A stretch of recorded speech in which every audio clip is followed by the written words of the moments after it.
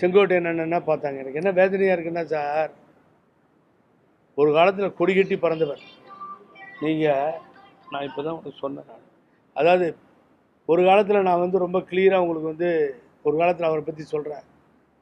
நீ கேட்டிங்கன்னாவே ஆச்சரியமாக இருக்கும். இந்த லீடர் பின்னாடி, மிஸ்டர் செங்கோட்டையன் பின்னாடி நடந்து வர மாட்டார் பழனிசாமி, ஓடி தான் வருவார். ஒரு ஷோரூம் திறந்த நான் சேலத்தில், அந்த நிகழ்ச்சிக்கு வந்து ஒரு டேப் கட் பண்ணுறேன், வாப்பா சீக்கிரமா அப்படின்னு அப்படி ஓடுவார் பழனிசாமி. செங்கோட்டையன் என்ன உத்தரவு போடுறாரோ அண்ணா அதுதான். அவரை மீறி அந்த டிஸ்ட்ரிக்டில் எந்த மினிஸ்டரும் இல்லைன்ற நிலைமை இருந்தது.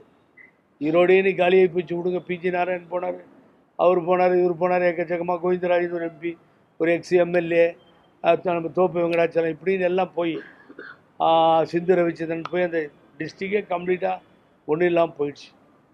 7 தடவை தொடர்ந்து சட்டமன்ற உறுப்பினர் நினைக்கிறேன் அண்ணன் செங்கோட்டையன்.